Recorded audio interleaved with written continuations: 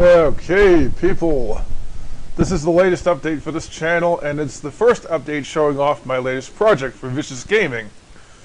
People who are into Unreal Engine games should probably know the game Clive Barker's Undying, which is a classic horror shooter from the 2000s, people. It's a legendary shooter. It's one of my favorite first-person shooters of all time, so I was looking at the Realm 67 bestiary the other day and noticed that somebody posted Clive Barker's Undying textures for Doom, which I couldn't believe somebody finally did it. I was looking for textures from that game for ages.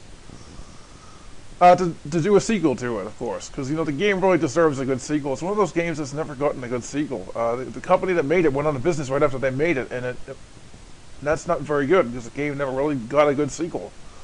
So here you see a sequel version of the game I have made. It's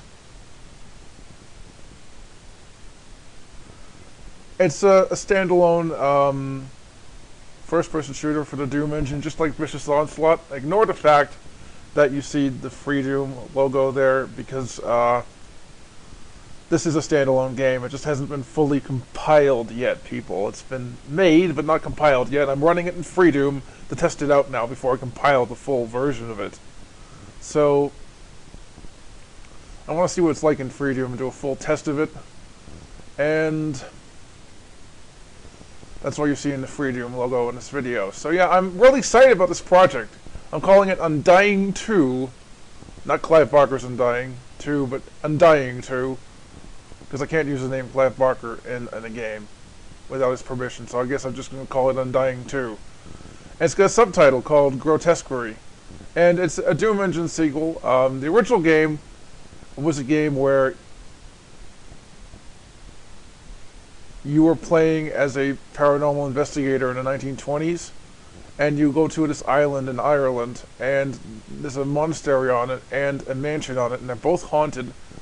And there's also a curse on one of the people living there, who's one of your friends. You gotta kind of unravel the curse. And throughout the entire game, you go through various different parts of the game, and it gets really scary. This game gets really scary. So this sequel needs to be quite scary to be good. And I compiled it today. I mean, it's not fully finished yet, but I've compiled it. And I compiled it in one day, people. It only took one day to compile the resources for this game, which is incredible by my standards.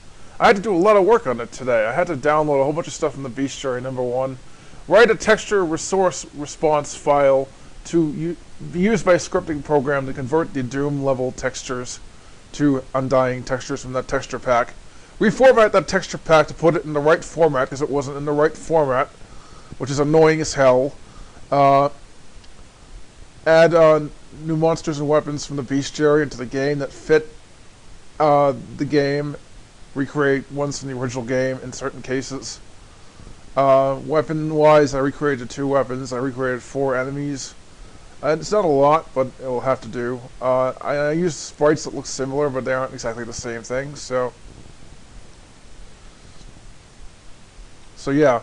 And in this game, you're basically a descendant of the main character in Undying, who disappears after the end of Undying in this game's story.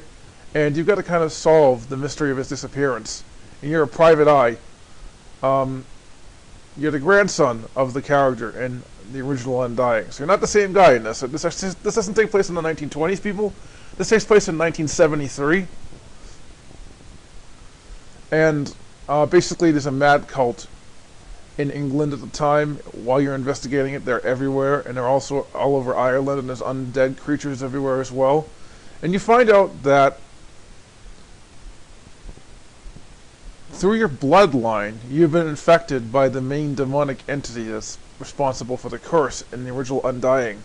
He doesn't really show up till like later on in the game's story, and at one point he even kills the main character that you're playing as in the sequel. So the sequel has an ending where you die suddenly at the beginning of the last level. That's intentional. It's a scripted death. So it's set up so that you can't possibly survive the end of it. The original final boss is supposed to be Patrick Galloway from the original Undying. He's been possessed by the Undying King. That's not the case in this, because I couldn't find sprites that would work, so I made it something else.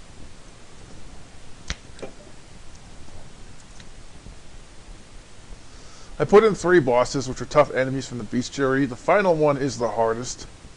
He's on Nap 29, the second to last level. I don't know how I'm going to get through it. I've tested a lot of these levels. They're quite confusing. They have really tough gameplay, and one of the things you notice about this game, besides the fact it's quite creepy, and scary even, is the fact that ammo is really short. There's not a lot of ammo in the game at all. You have to really be conservative about your ammo on this to survive it. Which is interesting. Not a lot of shooters do that, people. You know, not a lot of shooters do the lack of ammo thing these days. Always get enough ammo. This game's a bit different. It's more of a survival horror type game. And there's places where you need to conserve your ammo, and it's very apparent.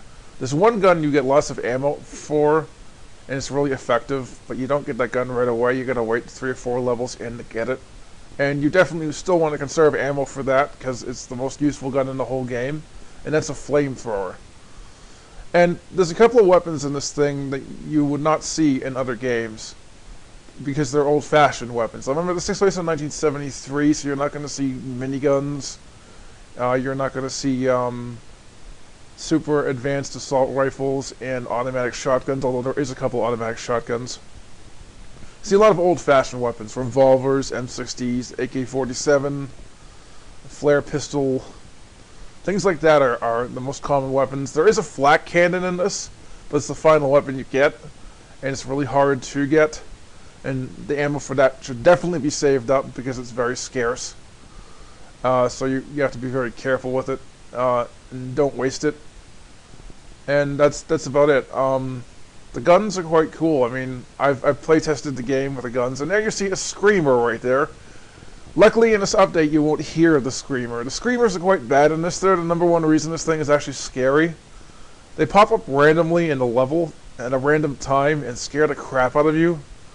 And I've been scared twice by this. There's been 3 screamers I've seen, and I've gotten unlucky and seen them in the levels, and 2 out of 3 of those were quite terrifying, to say the least.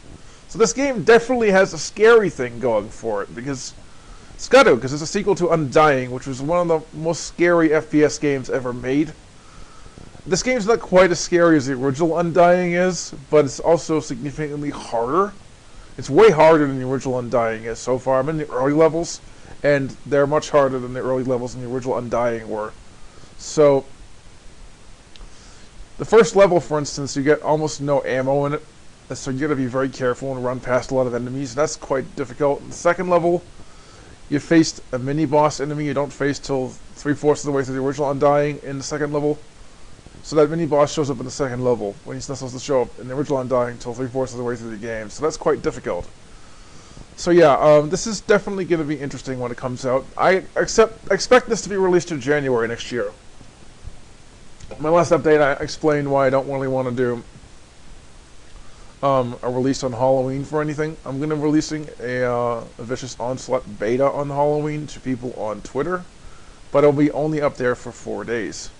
As a beta only, and that's for people who want to get it. The final release of the game won't be till December 26th this year. So yeah, I'm still waiting on the releases. Reasons I can't release them right away, people. Kind of reasons I don't want to get into here.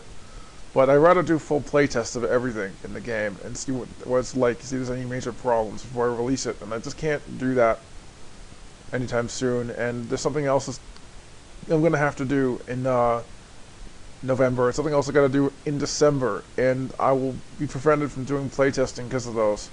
So I can't do the full playtest of all these games before December 26th. So yeah, that's the reason why the game won't be released on Halloween, or the games won't be released on Halloween, like I said they were originally.